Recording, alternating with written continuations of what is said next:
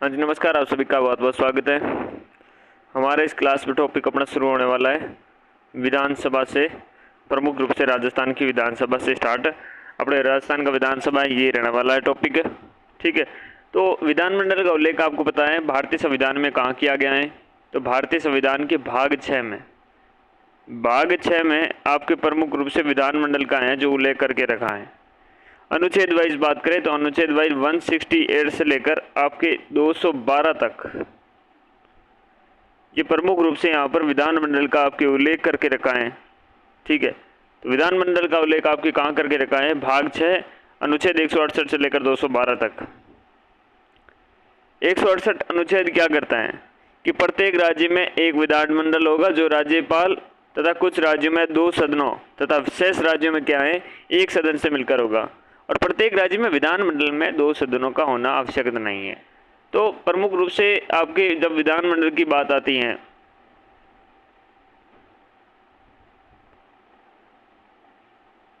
विधानमंडल में यहाँ पर आपके प्रमुख रूप से राज्यपाल शामिल होता है।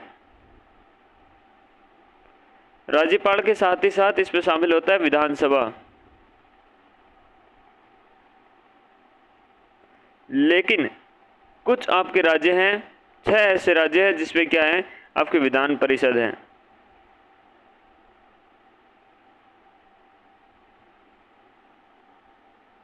तो प्रत्येक राज्य में क्या है, एक विधानमंडल होगा। हो सकता है उनमें कुछ राज्य हो जिसमें तीनों शामिल हो, और मुख्यतः आपके दोनों ये शामिल होते हैं, राज्यपाल और आपके विधानसभा, ठीक है। विधानमंडल में प्रमुख रूप से शामिल होंगे राज्यपाल, विधान परिषद, विधानसभा, ठीक है। और कुछ में क्या है, ये शामिल केवल और केवल राज्यपाल और विधानसभा ही होंगे। तो विधानमंडल के 2 सदनों में एक उच्च सदन विधान परिषद होता है और दूसरा निम्न सदन होता है विधानसभा। जिस प्रकार से संसदीय आपकी शासन प्रणाली में हम देखा कि आपके उच्च सदन कौन सा होता है, राज्यसभा होता है, और निम्न सदन लोकसभा होता है। ठीक इसी प्रकार से यहाँ पर जो स्थायी सदन है विधान परिषद, ये उच्च सदन है, और निम्न सदन है आपके कौन सा, विधानसभा है। राजस्थान में केवल एक ही सदन है, वो विधानसभा। तो अपने विधान परिषद का लफड़ा ही नहीं है। हालांकि राजस्थान राज्य सरकार के द्वारा विधान परिषद के लिए अपने गठन के लिए क्या 18 अप्रैल 2012 को अपने एक प्रस्ताव पारित किया गया, और 6 अगस्त 2013 को राज्यसभा में राजस्थान विधान परिषद विधेयक पेश किया गया है। इसके बाद इस विधेयक को आपके शांताराम नायक की अध्यक्षता वाली स्थायी समिति को सौंपा गया है, और इस समिति के अन्य सदस्य अभिषेक मनु आपके सिंघवी और भूपेंद्र यादव तत्कालीन राज्यसभा आपके सदस्य हैं, तथा अर्जुन राम मेघवाल तत्कालीन लोकसभा सदस्य आपके सदस्य क्या हैं, थे उस समय के, ठीक है। आज भी है ये। तो इनको सौंपा गया है और सौंपा ही पड़ा हुआ है बस। 6 अगस्त 2023 को क्या है, राज्यसभा में ये आपके पेश किया गया।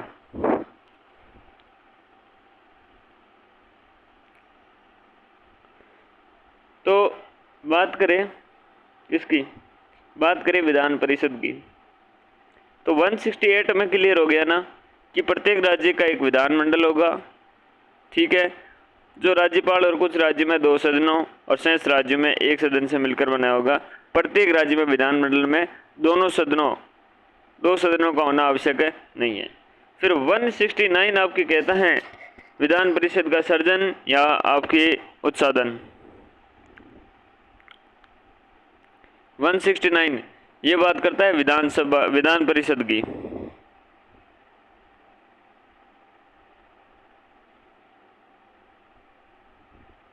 ये विधान परिषद की बात करता है कि विधान परिषद का गठन कैसे होगा, मतलब सर्जन कैसे होगा, और इसका उत्साधन यानी कि इसका समापन कैसे होगा। देखो, किसी राज्य में विधान परिषद का सर्जन अथवा उसका उत्साधन आपकी करना संसद की शक्ति है। किसकी शक्ति है? संसद की शक्ति है। संसद ऐसा साधारण बहुमत से प्रस्ताव पारित करके कर सकती है, लेकिन संसद ऐसा प्रस्ताव केवल तभी पारित करेगी जब उस राज्य की विधानसभा ने विशेष बहुमत से प्रस्ताव कर इस हेतु संसद को सिफारिश करी है। तो विशेष तो बहुमत रहना चाहिए, विशेष बहुमत तो उस राज्य की विधानसभा ने विशेष बहुमत से क्या किया हो, प्रस्ताव पारित किया हो।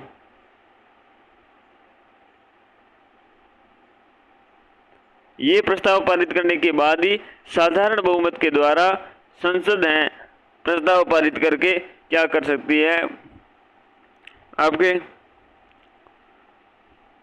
सिफारिश को लागू कर सकती है, आपके उत्साधन कर सकती है और सृजन भी कर सकती हैं।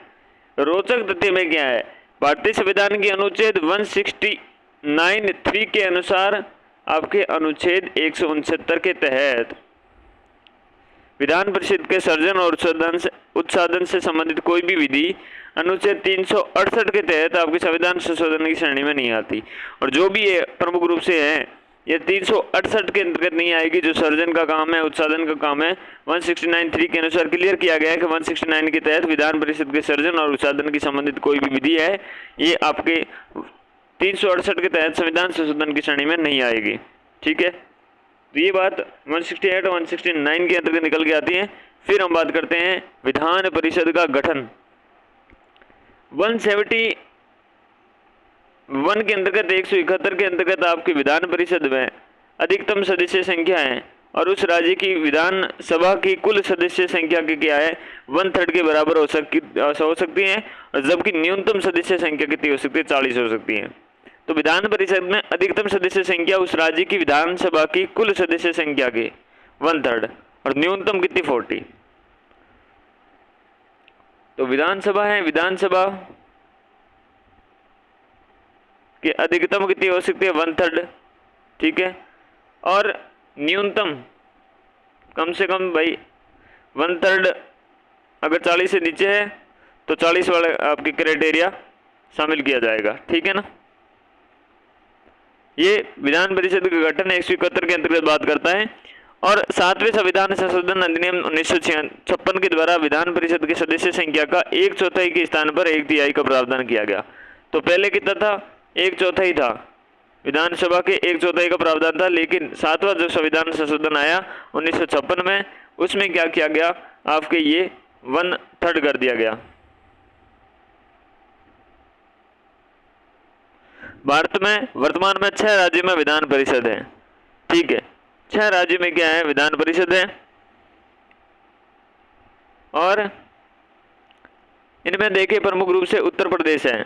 तो उत्तर प्रदेश में आपको पता है 400 क्या है, 400 सीटें हैं आपके विधानसभा में। तो इसका 1/3 आपकी कितना होगा, 1/3 तो 100 कैसे होगा,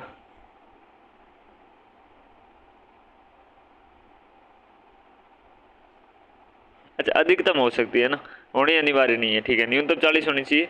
तो 100 सीटें यहाँ पर उत्तर प्रदेश में आपके 100। ठीक है, 78 है आपके महाराष्ट्र में, बिहार में है 75, कर्नाटक में है कितनी 75, और आंध्र प्रदेश में है 58, तेलंगाना में है 40। तो कुल मिला के यूपी, महाराष्ट्र, बिहार, कर्नाटक, आंध्र प्रदेश, तेलंगाना, यहाँ पर आपकी विधान परिषद है।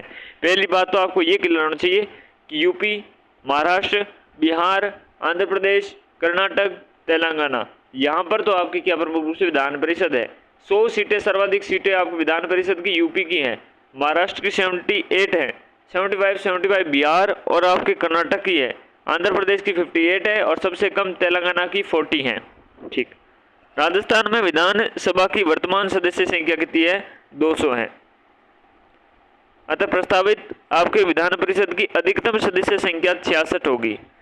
तो प्रस्तावित विधानसभा की आप विधान परिषद अगर की सीटें अगर प्रस्तावित हो तो ज्यादातर कितनी हो सकती है, आपके 66 हो सकती है, क्योंकि 200 का 1/3 आपकी इतना ही होगा। ओके, विधान परिषद में कुल सदस्य संख्या के आपके, और हाँ न्यूनतम कितने होने चाहिए, कम से कम 40 तो होने चाहिए न्यूनतम। तो 40 और 66 के बीच में हो सकती है। विधान परिषद में कुल सदस्य संख्या के आपके 5/6 भाग आपके सदस्य निर्वाचित होते हैं और 1/6 आपके सदस्य मनोनीत होते हैं। तो 6 में से 5 भाग आपके सदस्य निर्वाचित होंगे और 1/6 हैं जो आपके सदस्य क्या होंगे, मनोनीत होंगे। विधान परिषद के सदस्यों का निर्वाचन आनुपातिक प्रतिनिधित्व की एकल संक्रमणीय मत प्रणाली से होता है। आनुपातिक प्रतिनिधित्व की एकल संक्रमणीय मत पद्धति से होता है और विधानसभा के सदस्यों के द्वारा निर्वाचित 1/3 सदस्यों का निर्वाचन खुले मतदान प्रणाली से तथा 6 सदस्यों का निर्वाचन गुप्त मतदान प्रणाली से होता है। तो विधानसभा की सदस्यों के द्वारा निर्वाचित आपके कितने 1/3 सदस्यों का निर्वाचन क्या खुले मतदान प्रणाली से होता है, 1/3 का। और संसद जो है उसका निर्वाचन गुप्त प्रणाली से, मतदान प्रणाली से होता है। विधानसभा में विभिन्न सदस्यों के अलग अलग निर्वाचन मंडलों के द्वारा चुना जाता है।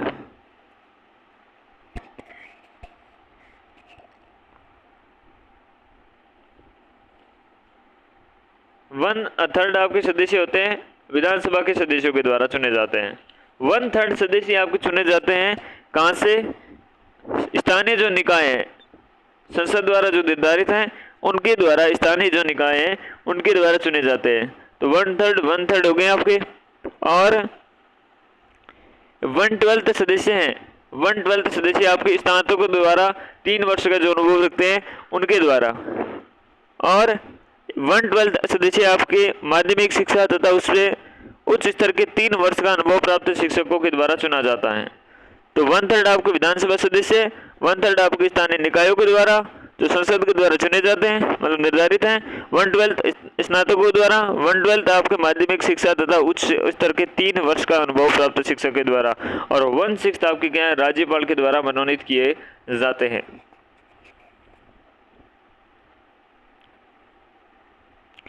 राज्यपाल के द्वारा सदस्यों का मनोनयन है, ये किस अनुच्छेद के अंतर्गत किया जाता है? ये 171(5) के अंतर्गत।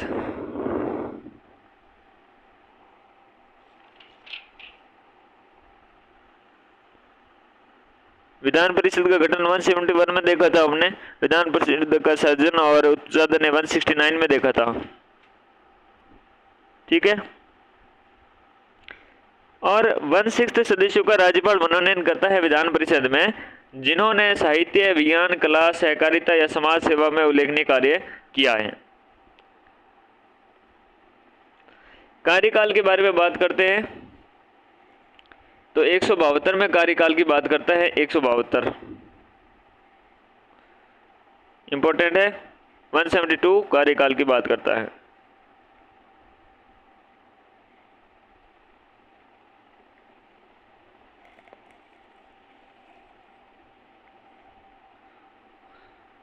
विधान परिषद आपका एक स्थायी सदन है। विधान परिषद का विघटन नहीं किया जा सकता, हालांकि उसे समाप्त किया जा सकता है। सदस्यों का कार्यकाल कितना होता है? 6 वर्ष होता है। प्रति 2 वर्ष एक तिहाई सदस्य के अवकाश ग्रहण कर लेते हैं और उसके स्थान पर उतनी ही संख्या में नए आपके सदस्य चुने जाते हैं। विधान परिषद आपके समापनीय सदन है, लेकिन क्या है? अविघटनीय सदन है। 172 कार्यकाल की बात करता है विधान परिषद की। और आपके विधानमंडल के सदस्य, जिसमें विधानसभा और विधान परिषद के राज्यपाल अथवा उसके द्वारा निर्धारित व्यक्ति के समक्ष तीसरी अनुसूची है उसके वर्णित प्रारूप के अनुसार शपथ ग्रहण करते हैं। 188 के अनुसार, 188 के अनुसार ये बात कही गई है। विधान परिषद के सदस्यों की शपथ दिलाने हेतु राज्यपाल विधान परिषद के सभापति को क्या है? नियुक्त कर दिया। ठीक है ना? किसको नियुक्त? सभापति को। विधान परिषद के पदाधिकारी देखते हैं 182 से लेकर 85 तक प्रावधान किए गए विधान परिषद के अधिकारियों की थी, पदाधिकारी उनकी। सभापति के बारे में बात करें, विधान परिषद के सदस्य अपने में से किसी एक सदस्य को सभापति के रूप में चुनते हैं, अर्थात सभापति विधान परिषद का सदस्य होता है। तो विधान परिषद के सदस्य अपने में से किसी को एक सदस्य को सभापति के रूप में चुनते हैं, अर्थात क्या? सभापति विधान परिषद का ही सदस्य होता है। और सभापति अपना त्यागपत्र उपसभापति को देता है। कार्य देखे, कार्य होता है भाई सदन की अध्यक्षता करेगा, निर्णायक मत देने का काम करेगा, सदस्यों को बोलने की अनुमति देने का काम करता है वो, और सदन की गणपूर्ति की सुनिश्चितता करता है कि सदन में गणपूर्ति हुई है कि नहीं हुई है। सदन को स्थगित करने का काम होता है इसका। ठीक है ना?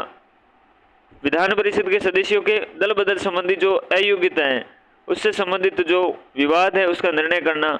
विधान परिषद के सदस्यों के दल बदल संबंधी अयोग्यता से संबंधित क्या है? विवादों का निर्णय करना। सदन के नियमों की व्याख्या करना, सदन के नियमों की व्याख्या करना भी क्या है? सभापति का काम रहेगा। उपसभापति विधान परिषद के सदस्य में से ही अपने में से क्या एक उपसभापति चुनते हैं, और उपसभापति विधान परिषद का सदस्य रहने तक पद पर बना रहता है। और उपसभापति सभापति को संबोधित अपने त्यागपत्र से पहले ही अपना त्यागपत्र दे सकता है, और सभापति की अनुपस्थिति में पद रिक्ति में सदन की अध्यक्षता करने का काम करता है। ये इसका मुख्य कार्य है।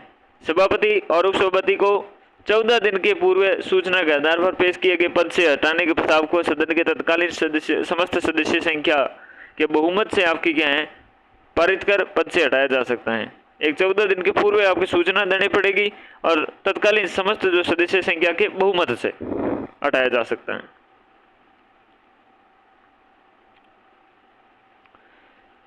अब बात करते हैं विधानसभा की। हमने 171 के अंतर्गत हमने देखा कि 171 आपके इसके प्रमुख रूप से गठन विधान परिषद का गठन की बात कहता है, लेकिन सर्जन और आपके उत्साधन की बात 169 में कह रहा था।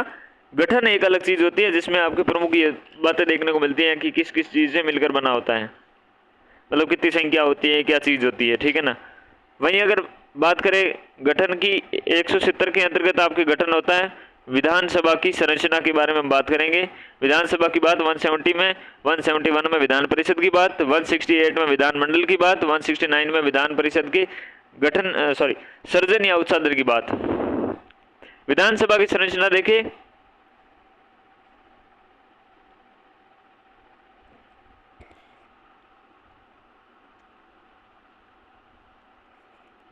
किसी भी राज्य की विधानसभा में अधिकतम 500 सदस्य हो सकते हैं और न्यूनतम कितने हो सकते हैं, 60 सदस्य हो सकते हैं, यह तय किया गया है।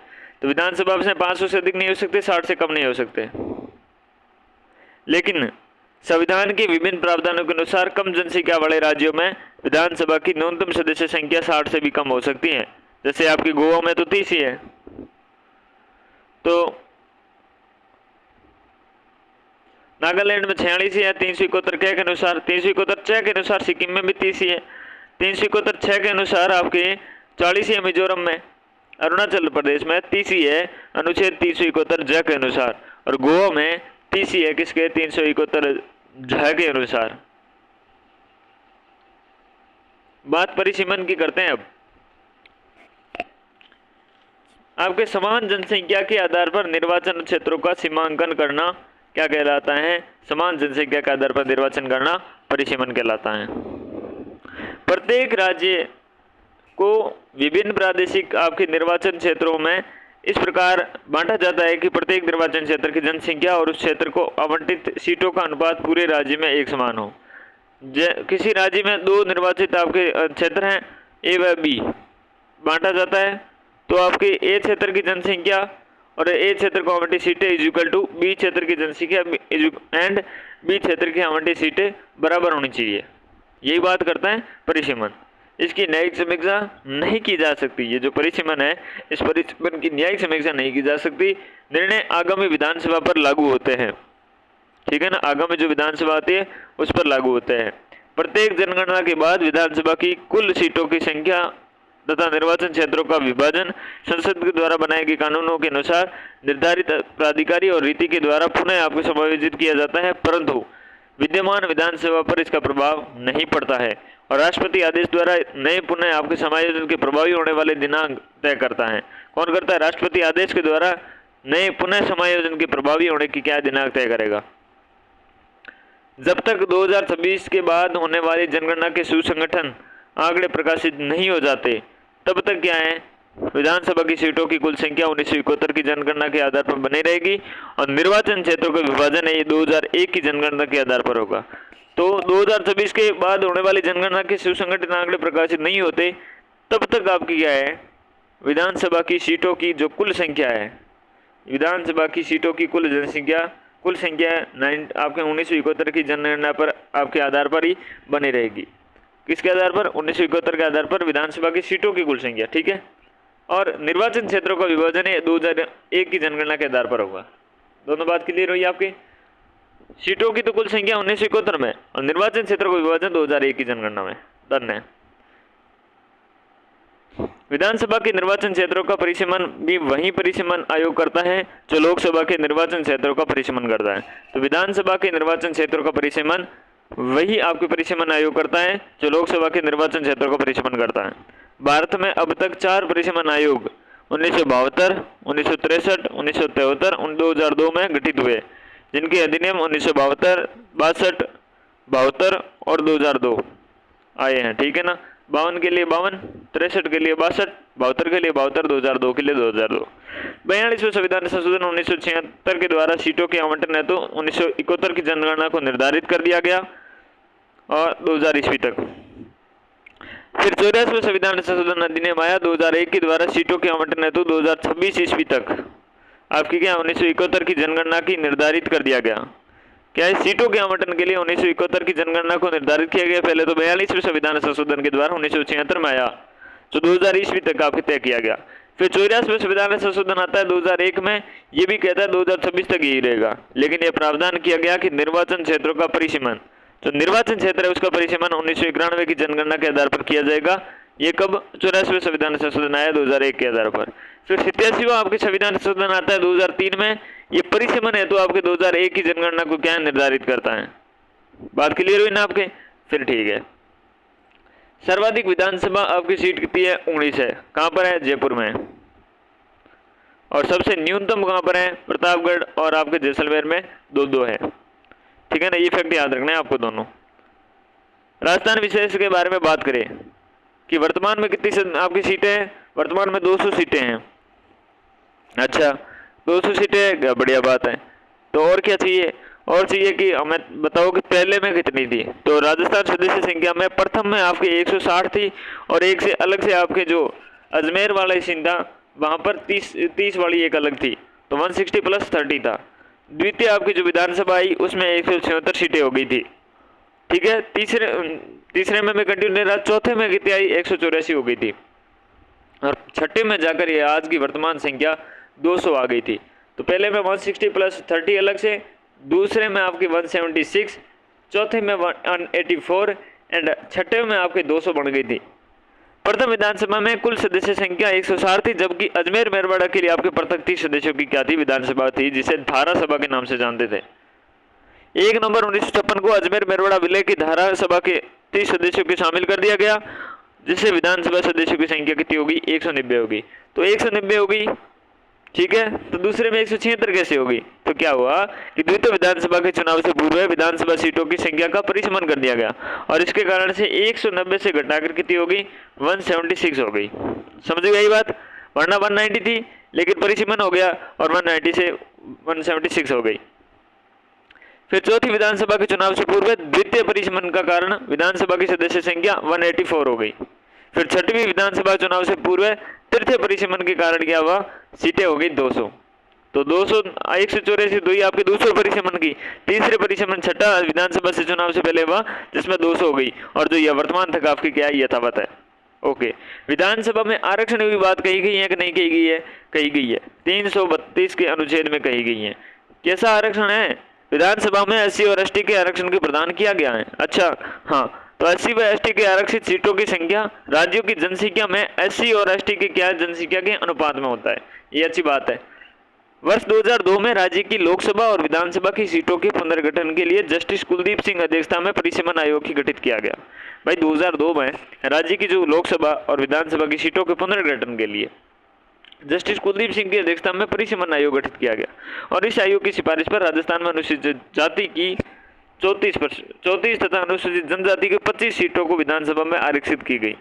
तो जाति की कितनी है? जाति की है 34 और जनजाति की कितनी है? 25। 2002 में तय गई। संविधान के अनुच्छेद 334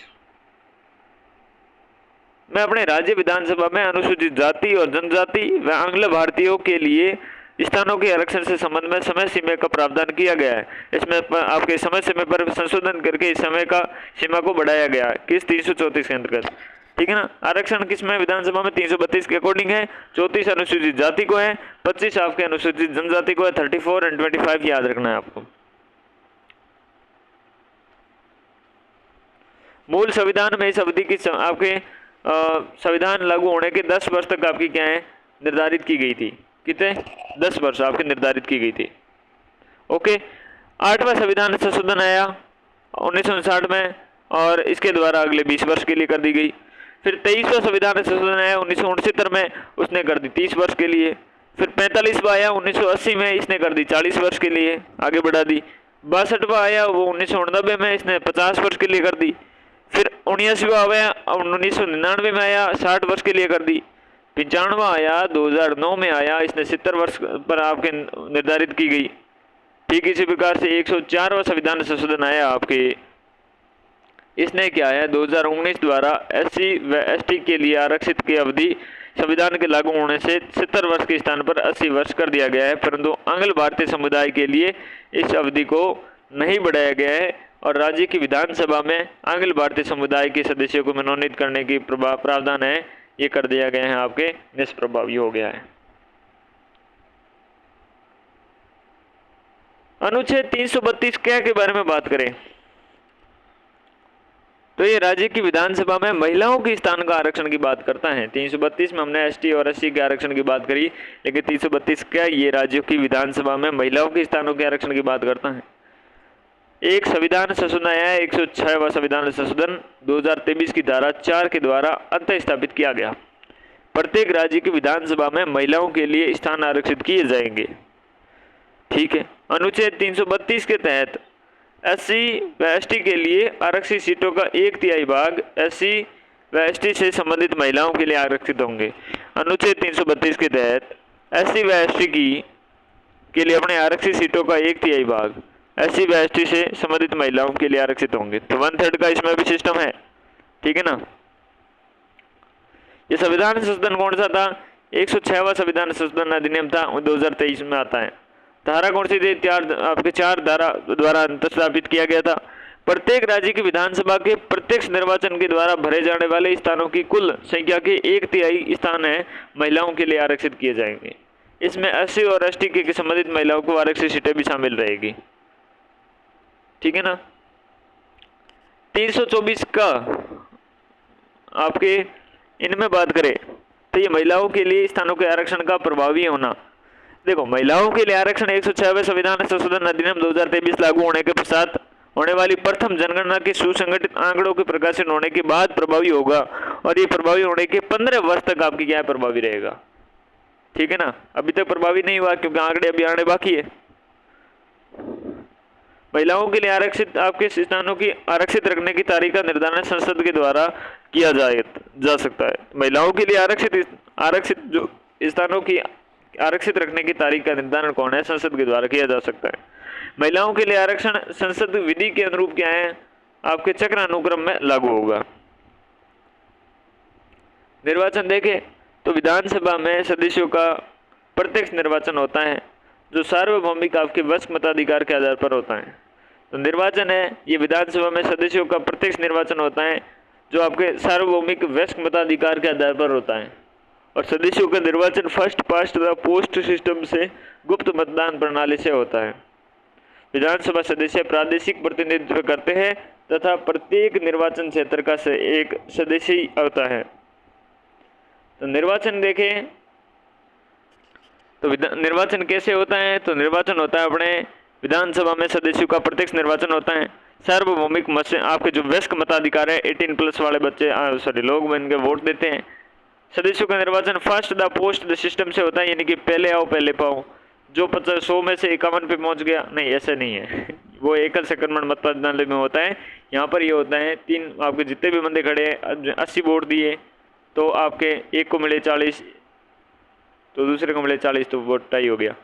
एक को मिले 39, एक को मिले 41 मिला, वो जीत गया। ठीक है।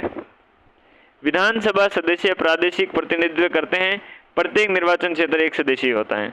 तो विधानसभा सदस्य प्रादेशिक प्रतिनिधित्व करते हैं और प्रत्येक निर्वाचन क्षेत्र का एक सदस्य होता है। ठीक है ना। प्रत्येक निर्वाचन क्षेत्र वहाँ से एक सदस्य चुन के आता है और अपने अपने प्रादेशिक वहाँ पर प्रतिनिधित्व करते हैं। राज्य विधानसभा में साधारण निर्वाचन की अधिसूचना राज्यपाल जारी करता है। राज्य विधानसभा के साधारण निर्वाचन की अधिसूचना ये कौन जारी करता है? ये राज्यपाल जारी करता है कि भाई निर्वाचन होगा। राज्य विधानसभा के साधारण निर्वाचन की अधिसूचना राज्यपाल जारी करता है, ये बात याद रखना। मनोनयन की बात करें तो 26 जनवरी 2020 से पूर्व 333 के अंतर्गत यदि राज्यपाल को ऐसा प्रतीत होता है कि राज्य विधानसभा में आंग्ल भारतीय समुदाय का प्रतिनिधित्व नहीं है तो वह आंग्ल भारतीय समुदाय के एक व्यक्ति को राज्य विधानसभा में मनोनीत कर सकता था, लेकिन राजस्थान में ऐसा कभी हुआ ही नहीं। ठीक, कोई मनोनयन नहीं हुआ। लेकिन 104 जो संविधान संशोधन हुआ 2019 उसके द्वारा यह प्रावधान आपके निष्प्रभावी कर दिया गया था। ठीक है। अब हम देखते हैं कार्यकाल। जो विधान परिषद का भी 172 के अंतर्गत हमने देखा था, तो इसमें भी यही होगा 172। राज्यों की विधानसभा की अवधि देखे तो विधानसभा का कार्यकाल पहली बैठक से, यहाँ स्पष्ट लिखा हुआ है पहली बैठक है, इस पहली बैठक से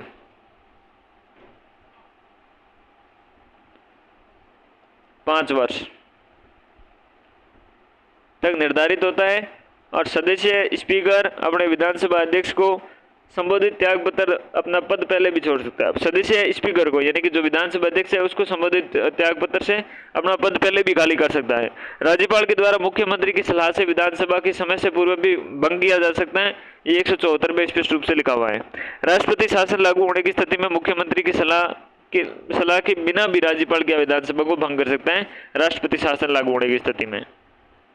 रोचक तथ्य में देखिए कि 42वां संविधान संशोधन आपके अधिनियम 1976 की धारा 30 के द्वारा विधानसभा की अवधि इसके प्रथम अधिवेशन के लिए आपकी नियत तारीख से 6 वर्ष कर दी गई थी, लेकिन 44वां संविधान संशोधन आया और 1978 में धारा आपके 24 के द्वारा पुनः इसे क्या है 5 वर्ष कर दिया गया। तो 1976 में तो 6 वर्ष कर दी गई, लेकिन 78 में वापस आपके आप धारा 24 के अंतर्गत वापस 5 कर दी गई।